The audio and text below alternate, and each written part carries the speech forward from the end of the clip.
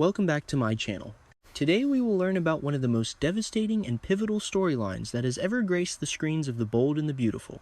The CBS daytime drama has always been known for delivering shocking twists and emotionally charged moments that leave viewers on the edge of their seats. And this particular narrative arc is no exception.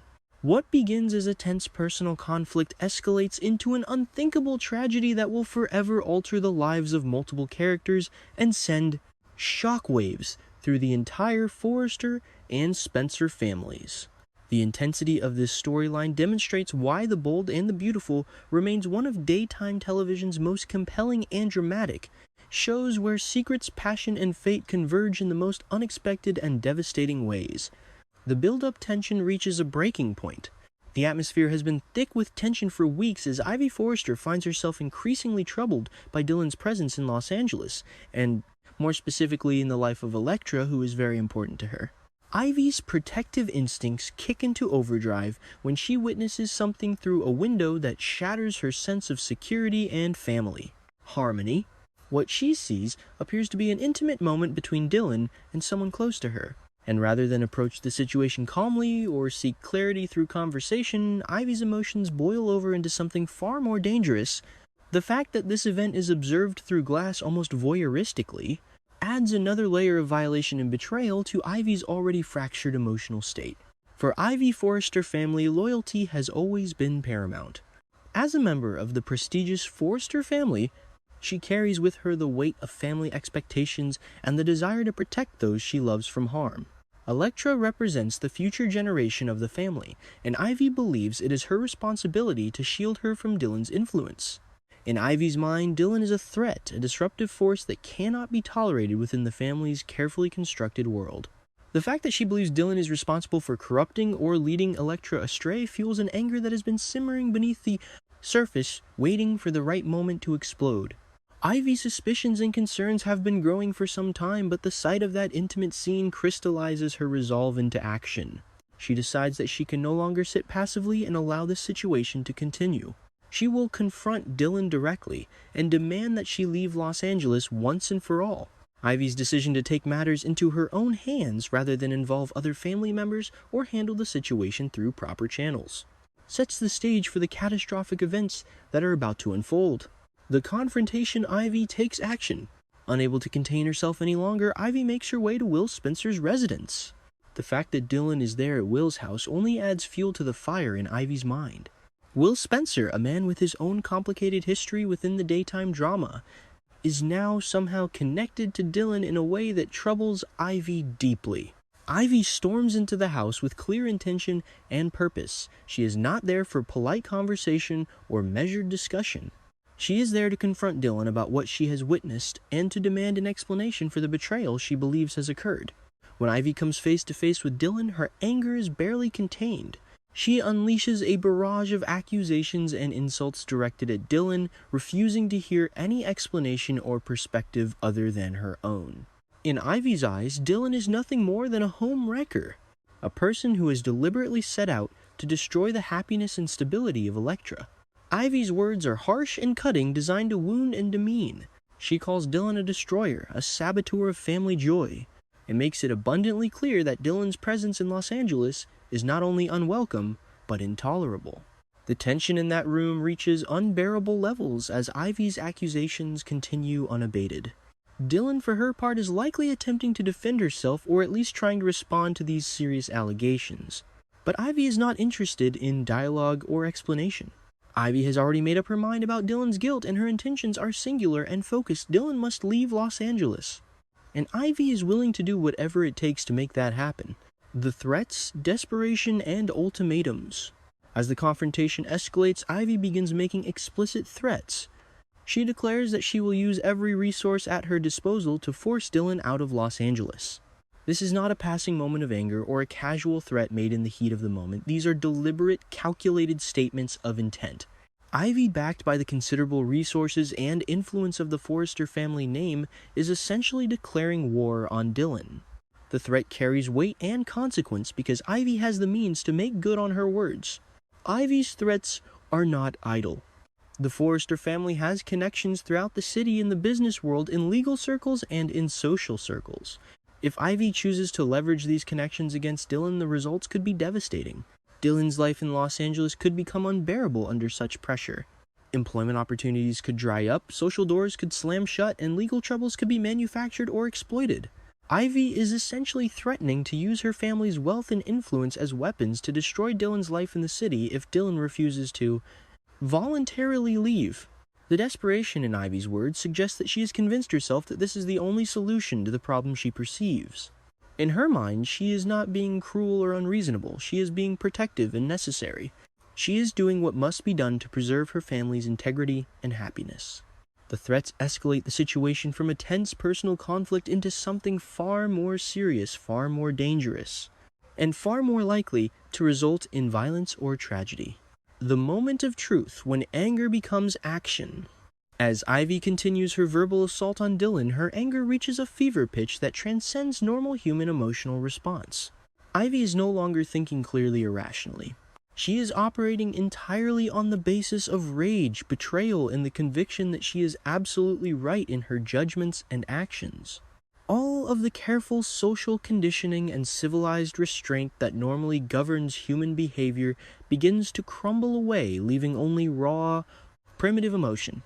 In a moment of uncontrolled fury, Ivy physically attacks Dylan. This is no longer a verbal confrontation or an emotional standoff. This has become physical violence. Ivy launches herself at Dylan with the intention of causing harm. The attack is sudden, intense, and born entirely from the explosive force of her accumulated anger and betrayal. In that moment, Ivy's not thinking about consequences or about the legal implications of her actions. She is simply acting on the most basic impulse to lash out at the person she blames for her family's pain. The two women struggle near the railing of a balcony or deck area that overlooks the Pacific Ocean. This balcony, this particular location, becomes the stage upon which a tragedy will unfold. The presence of the ocean below the salt air, the sound of waves crashing against rocks, these details add to the sense of drama and consequence that the moment carries. The tragedy, a moment that cannot be undone. Dylan, finding herself suddenly attacked and in a physical struggle for her own safety, responds instinctively. Her body, governed by the most primitive survival instincts, reacts to the threat of violence with defensive force. Dylan pushes back against Ivy, attempting to create distance between herself and her attacker, attempting to free herself from this dangerous situation. In the struggle, Dylan's push is forceful, decisive, and aimed at removing Ivy as a physical threat. But what happens next is something that neither Dylan nor anyone else in that moment could have predicted or intended. As Ivy stumbles backward from Dylan's defensive push, her foot catches on something on the balcony floor, or her balance is compromised by the force of Dylan's push, or some combination of factors causes her to lose her footing entirely. Ivy slips. Her arms flail wildly as she attempts to regain balance, but gravity has already begun its inevitable work. She trips and falls, her body careening through the air. The railing designed to provide protection and safety proves inadequate in this moment of crisis. Ivy's body goes over the railing, falling through empty space toward the rocky terrain far below. The balcony is positioned high enough that the fall is not a short tumble, it is a significant drop. A fall that would be survivable for few people. The rocks below are jagged and unforgiving, a mixture of stone and surf that shows no mercy to a human body falling from above. Ivy's body hits the rocks below with tremendous force. The impact is catastrophic and immediately fatal, or close enough to fatal that no recovery is possible. Ivy Forrester, a member of one of daytime television's most iconic families, a woman who was alive just moments before, filled with anger and purpose, is suddenly gone. The tragedy is complete and irrevocable. The aftermath. Will Spencer's nightmare. Will Spencer rushes to the scene, responding to the commotion and the terrible sounds of Ivy's fall. What he discovers is a sight that will haunt him forever, Ivy's lifeless body crumpled among the rocks below. The evidence of her terrible fall apparent to anyone who witnesses it. Will's shock and horror are beyond measure. He has just become a witness to a death, or perhaps more importantly, he has just become a potential witness to what could be construed as a crime. The legal implications of this moment are staggering and complex. From the perspective of law enforcement and the legal system, this is now a death that must be investigated. The question immediately arises, what happened? Was it an accident? Was it murder? Was it manslaughter? Was it self-defense? The circumstances of Ivy's death are ambiguous enough that they could potentially be interpreted in multiple ways, depending on the perspective and the evidence available. Dylan's position becomes extraordinarily precarious. She was the last person with Ivy before the fall. She was engaged in a physical struggle with Ivy immediately before the tragedy occurred. From a legal standpoint, this makes Dylan a primary suspect in Ivy's death. The fact that Ivy attacked Dylan first and Dylan's push was defensive in nature provides some legal protection, but it also creates a complex situation that will require careful navigation through the legal system. Will Spencer, as a potential witness, carries crucial information about what happened. His testimony could be the difference between Dylan's exoneration and Dylan's conviction for a crime. However, the situation is complicated by Will's own relationship to both Dylan and Ivy, and by his own involvement in the situation that precipitated the tragedy, the legal nightmare consequences that cannot be escaped. The legal consequences of Ivy's death will ripple through the lives of everyone involved for months and perhaps years to come. Dylan faces the very real possibility of criminal charges ranging from manslaughter to murder, depending on how the authorities interpret the events that transpired. The fact that she was defending herself against Ivy's physical attack provides some defense, but it is not a guarantee of innocence in the eyes of the law. A thorough investigation will be launched. Forensic evidence will be collected from the scene. Witness testimony will be carefully documented. The question of exactly what happened in those moments before Ivy's fall will become the focus of intense scrutiny and analysis. Every detail will matter.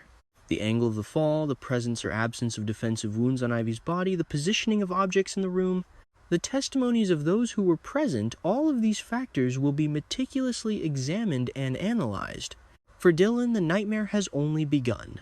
She will likely be arrested and charged with some form of homicide.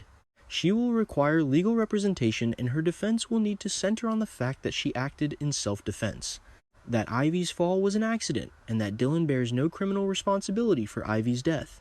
This is a difficult defense to mount, particularly in the context of a daytime drama where the audience has been primed to believe in the dramatic tension and conflict between these characters.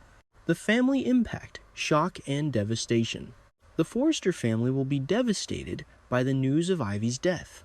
Ivy was a beloved member of the family, a woman who cared deeply about family loyalty and family honor.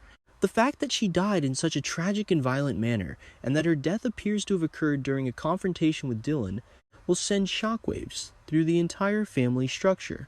The family will need to process their grief, while simultaneously grappling with the legal nightmare that now surrounds Dylan's involvement in Ivy's death. For Elektra, the person who Ivy was supposedly trying to protect the tragedy, will be doubly devastating. She has lost a family member who cared deeply about her, and she must now confront the reality that her family is being torn apart by accusations and legal proceedings. The family dynamic will be forever altered by this tragedy. The Spencer family, through Will's involvement as a witness to the tragedy, will also find themselves drawn into the orbit of this legal and personal catastrophe. The connections between the families, already complicated before Ivy's death, will become even more strained and difficult to navigate.